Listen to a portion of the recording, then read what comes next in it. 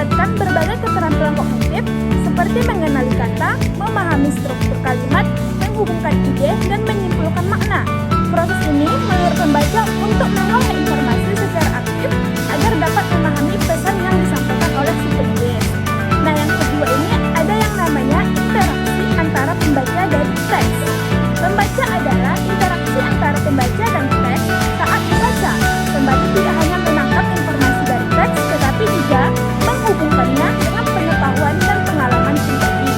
Interaksi ini memungkinkan pembaca untuk mendapatkan pemahaman yang lebih mendalam dan menyeluruh. Nah, yang ketiga teman-teman ada yang namanya pemahaman kontekstual. Pemahaman dalam membaca sangat dipengaruhi oleh konteks. Maksudnya di sini membaca membutuhkan kemampuan untuk menangkap makna yang tersirat dan memahami konteks sosial, budaya, atau situasi yang melingkupi teks tersebut.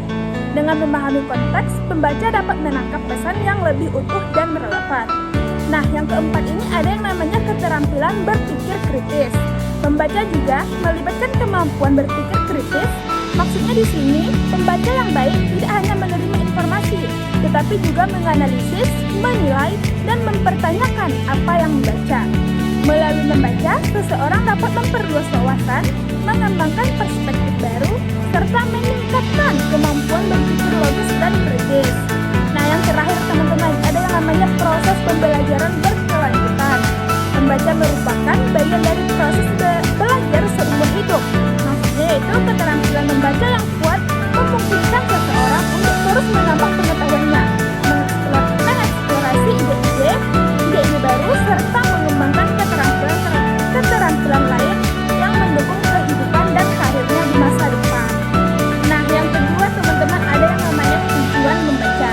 Setelah kita mengetahui apa itu membaca, seandainya kita juga mengetahui tujuan kita itu membaca itu sebenarnya apa. Nah, tujuan membaca itu terdiri dari beberapa tujuan seperti yang pertama, mendapatkan informasi dan pengetahuan. Maksudnya itu membaca dilakukan untuk memperoleh suatu informasi baru, memahami konsep dan menambah wawasan dalam berbagai bidang. Nah, yang kedua, meningkatkan pemahaman dan analisis. Maksudnya di sini itu membaca bertujuan untuk memahami isi teks, baik itu artikel, buku, atau literatur lainnya, sehingga pembaca dapat menganalisis dan menyimpulkan makna atau pesan yang disampaikan. Nah, yang ketiga yaitu melatih berpikir kritis dan logis. Membaca teks yang kompleks atau argumentatif dapat melatih pembaca untuk berpikir kritis, mempertimbangkan sudut pandang, dan menarik kesimpulan secara logis. Nah, yang keempat yaitu mengembangkan imajinasi dan kreativitas. Maksudnya di sini yaitu membaca karya fiksi atau sastra dapat merangsang imajinasi dan kreativitas pembaca dengan mengajak mereka memasuki dunia dan karakter yang diciptakan oleh si penulis. Nah, tujuan yang terakhir yaitu mendapatkan hiburan dan relaksasi. Membaca juga dapat menjadikan sebagai sarana hiburan, mengurangi stres, dan memberikan waktu relaksasi melalui cerita, novel, puisi, atau bahan bacaan ringan lainnya. Nah, itulah yang termasuk dalam tujuan-tujuan membaca. Nah, selain tujuan membaca juga terdapat manfaat membaca teman-teman. Manfaat membaca ini seperti meningkatkan pengetahuan dan wawasan. Maksudnya di sini membaca buku atau membaca artikel-artikel lainnya membuka kesempatan bagi pembaca untuk mempelajari hal-hal baru, memperluas pandangan hidup, serta memahami isu-isu terkini. Nah, yang kedua, memperkaya kosakata dan kemampuan bahasa. Dengan membaca, seseorang dapat memperkaya kosakata, memperbaiki tata bahasa, serta meningkatkan kemampuan berbahasa secara keseluruhan. Nah, yang ketiga, mengembangkan kemampuan berpikir kritis. Membaca dan memahami teks yang kompleks melatih seseorang untuk berpikir kritis, mengevaluasi argumen, serta mempertanyakan informasi yang ada. Nah, yang keempatnya ini yaitu meningkatkan konsentrasi dan fokus. Maksudnya yaitu membaca membutuhkan konsentrasi penuh, secara tidak langsung melatih daya fokus pembaca untuk memahami teks dengan baik. Selain itu dapat juga melatih daya ingat agar ingatan si pembaca lebih tajam. Nah, yang kelima itu mengurangi stres dan menyegarkan pikiran. Membaca, terutama bacaan yang ringan atau menghibur seperti membaca dongeng, novel, puisi, dapat menjadi sarana untuk menenangkan pikiran, mengurangi stres, dan mengalihkan perhatian dari tekanan sehari-hari.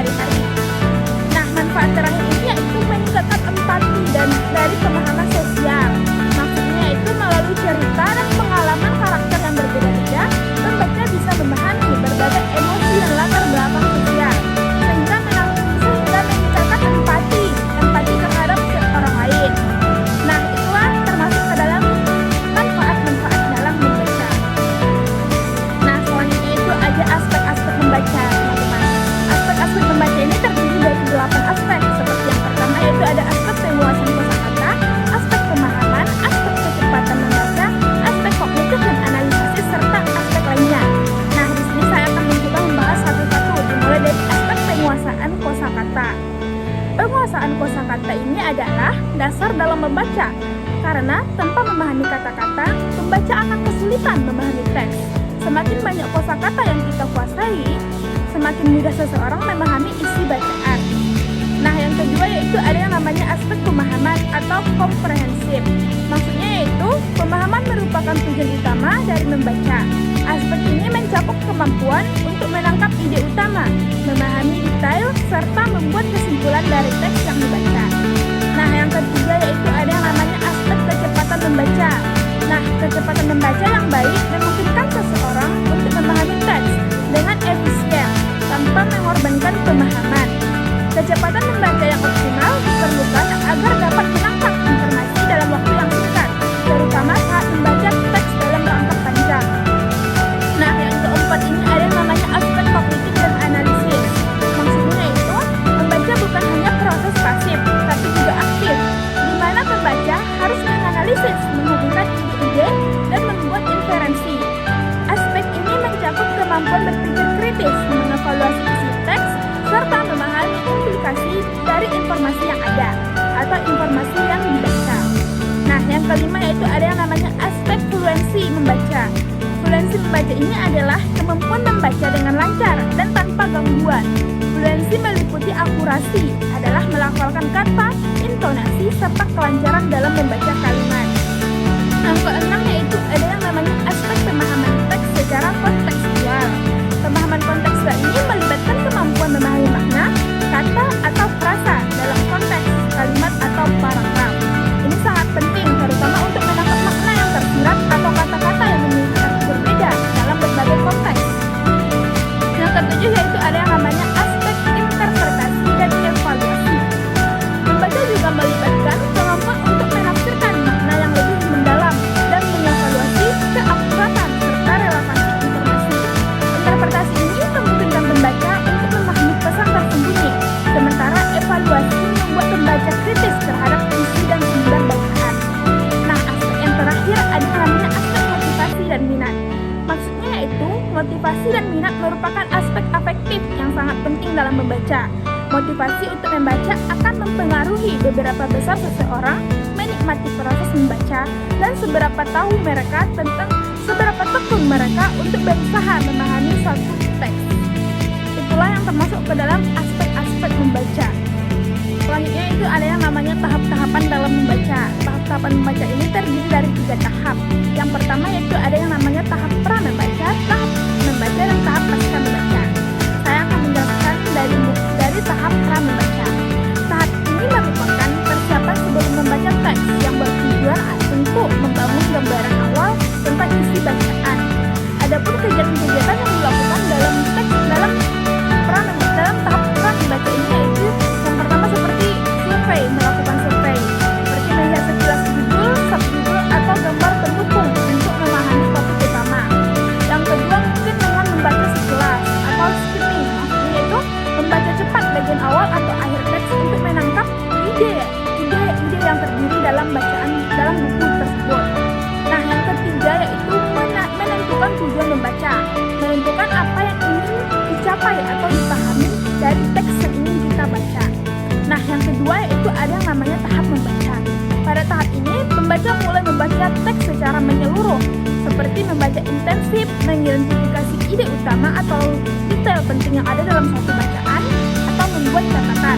Maksudnya di sini yaitu membuat catatan, menyusun catatan atau garis besar isi teks untuk membantu mengingat dan memahami apa-apa saja yang kita baca dalam suatu teks tersebut. Nah, yang ketiga ini ada yang namanya tahap pasca membaca. Tahap ini adalah tahap refleksi atau evaluasi setelah kita membaca, yang bertujuan untuk memastikan pemahaman serta mempertimbangkan aplikasi dari informasi yang telah dipelajari. Adapun kegiatan-kegiatan yang ada dalam tahap pasca membaca ini seperti merinci isi, mengevaluasi dan menginterpretasi, menghubungkan dengan pengetahuan sebelumnya. Nah, itulah termasuk ke dalam tahap-tahapan dalam membaca. Selanjutnya itu ada yang namanya jenis-jenis membaca. Jenis-jenis membaca ini terbagi menjadi 2 bagian, yaitu membaca nyaring dan membaca dalam hati. Kita mulai membahas dari membaca nyaring. Membaca nyaring ini adalah kegiatan membaca yang dilakukan dengan cara menyuarakan lambang-lambang bunyi. Oleh karena itu, membaca yang nyaring disebut juga membaca bersuara. dalam membaca nyaring dibutuhkan keterampilan atau teknik-teknik tertentu, terutama pada unsur suprasegmental seperti nada, intonasi, tekanan, pelafalan, penghentian, dan sebagai lainnya yang perlu dalam teknik membaca. Nah, di sini karena membaca nyaring mengutamakan teknik membaca tulisan tersebut, maka membaca nyaring sering juga disebut membaca teknik. Sebagai contoh, membaca nyaring adalah membaca cerita, membaca puisi, membaca berita, dan contoh membaca lainnya. Nah, yang kedua yaitu ada namanya membaca dalam hati. Membaca dalam hati ini adalah kegiatan membaca yang dilakukan dengan tidak menyuarakan bunyi karena dilakukan dalam hati. Jadi membaca ini memberikan kesempatan kepada peserta didik untuk memahami teks yang dibacanya secara lebih mendalam. Selain itu, membaca dalam hati memberikan kesempatan kepada guru untuk mengamati reaksi dan kebiasaan membaca peserta didik. Membaca dalam hati ini terdiri dari dua hal juga. Yang pertama yaitu membaca ekstensif atau membaca cepat. Nah, membaca ekstensif atau membaca cepat ini merupakan teknik membaca secara cepat tanpa mengurangi pemahaman inti bacaan. Maksudnya yaitu di sini membaca ekstensif ini bertujuan untuk menemukan atau mengetahui secara cepat masalah utama dari teks bacaan. Membaca ekstensif juga disebut sebagai teknik membaca cepat. Membaca cepat adalah membaca yang mengutamakan kecepatannya dengan tidak mengabaikan pemahaman. Nah, yang kedua yaitu ada namanya membaca intensif atau membaca pemahaman. Maksudnya di sini kegiatan membaca ini secara mendalam untuk memahami secara lengkap isi buku atau bacaan tertentu. Dengan demikian, dalam membaca intensif diperlukan pemahaman secara detail atau perincian isi bacaan atau bahasa secara mendalam. Nah, yang terakhir ini yaitu penggunaan sumber dan alat pendukung di era digital. Penggunaan sumber dan alat pendukung seperti di era digital ini yaitu seperti kamus online, aplikasi pembelajaran bahasa, dan platform e-learning dapat membantu pembaca dalam memperluas kosakata, mendapatkan definisi kata, dan memperoleh informasi tambahan yang mendukung pemahaman teks. Nah, teman-teman, strategi membaca yang efektif tersebut dapat diterapkan dalam pembelajaran bahasa Indonesia untuk meningkatkan keterampilan dalam membaca. Selanjutnya yaitu ada tentang praktek strategi dalam membaca. Nah, ini terdiri dari 5 poin. Seperti yang pertama yaitu membaca skimming dan scanning. Maksudnya di sini yaitu skimming merupakan teknik membaca cepat untuk mendapatkan gambaran umum dari teks. Pembaca menggunakan skimming untuk mengidentifikasi ide utama, struktur teks, dan informasi penting. Nah, di sini scanning itu adalah teknik membaca cepat untuk menentukan informasi secara spesifik dalam teks. Pembaca menggunakan scanning untuk mencari kata kunci, data, atau informasi detail tertentu. Nah, yang kedua yaitu ada yang namanya membaca kritis. Membaca kritis ini melibatkan evaluasi dan analisis terhadap teks bacaan. Pembaca menggunakan keterampilan berpikir kritis untuk mempertanyakan informasi, mengidentifikasi argumen, dan mengenali sudut pandang penulis. Nah, yang ketiga yaitu membaca ekstensif dan intensif. Membaca ekstensif ini dilakukan untuk memperluas wawasan dan membaca teks secara menyeluruh. Pembaca menggunakan strategi ini untuk mengembangkan kosakata, meningkatkan pemahaman konteks, dan mengeksplorasi berbagai topik. Sedangkan membaca intensif ini adalah membaca yang mendalam dan detail untuk memahami informasi secara menyeluruh. Pembaca fokus pada detail-detail penting, menggali makna tersirat, dan menghubungkan informasi dalam teks.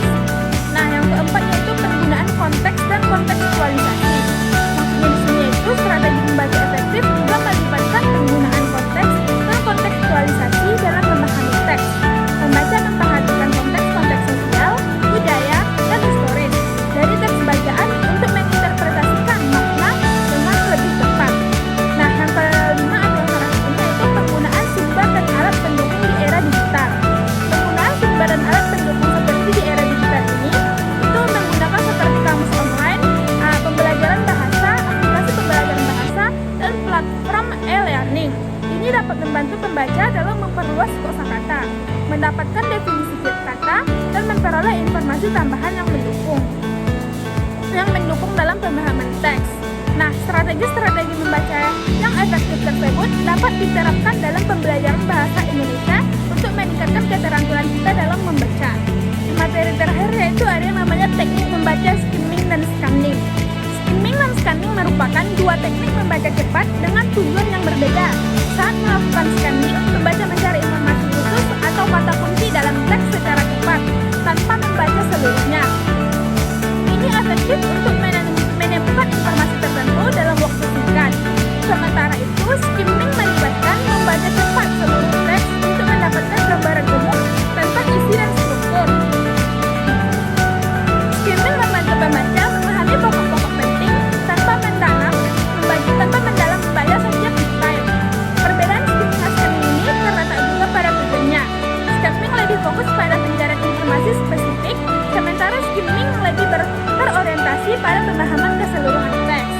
Teknik membaca scanning adalah pendekatan cepat yang digunakan untuk menemukan informasi secara spesifik dalam satu teks tanpa membaca secara menyeluruh.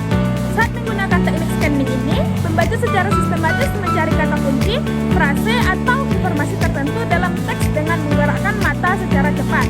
Nah, langkah pertama melibatkan pengenalan tujuan pencarian, kemudian membaca melakukan pendengaran cepat pada judul, subjudul, bagian-bagian menonjol dalam teks untuk memahami struktur keseluruhan. Setelah itu, mata bergerak dengan cepat melalui teks, fokus pada kata kunci atau informasi yang relevan, jari atau pena. Nah, teknik scanning berguna dalam situasi di mana waktu terbatas dan pembaca perlu menemukan jawaban atau informasi spesifik dengan cepat. Nah, teman-teman, itulah sedikit materi tentang keterampilan membaca yang dapat saya sampaikan. Dalam yang saya sampaikan tersebut, itu mencakup poin-poin penting dalam materi tentang membaca, seperti pengertian membaca, teknik membaca, tujuan membaca, manfaat membaca, dan hal lainnya yang berhubungan dengan membaca. Semoga apa yang saya sampaikan ini dapat bermanfaat dan dapat diterapkan dalam kehidupan sehari-hari.